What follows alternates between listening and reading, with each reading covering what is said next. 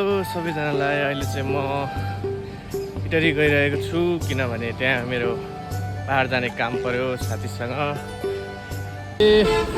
इटरी पूर्व बस पार्कमा आएको छु अनि गाडी पर्खिरहेको छु, गाडी कतिखेर आउँछ।